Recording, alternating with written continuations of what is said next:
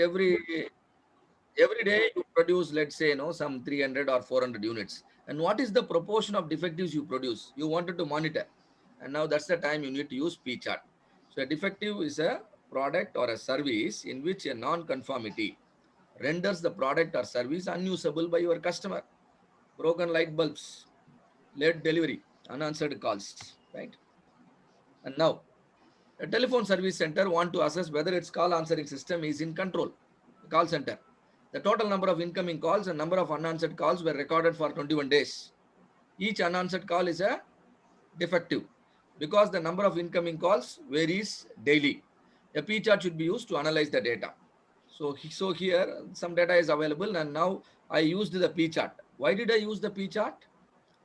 Every day the number of calls can vary, isn't it? So today, Monday, I may get 100 calls. Tuesday, I may get 150 calls. My subgroup size or my sample size varies every day. If sample size varies, my control limit will also, you can see a fluctuation. My control limit is not a flat line. It goes up and down, upper control limit as well as lower control limit. And that is a P chart.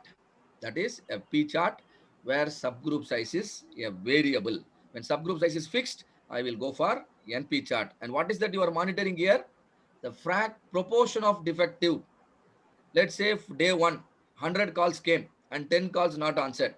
Now, what is the proportion of defective calls? 10 out of 100. 10 by 100 is 0.1, right? Am I right? Yes, sir. So that 0.1 is here. And second day it is 0.2 or 0.15. That means 15 calls unanswered. Likewise, it goes like this. You want the unanswered calls to be under control. So you are monitoring. And once you are able to, get the unanswered calls under control, now you can improve the process and then try to reduce the proportion of unanswered calls. That second step.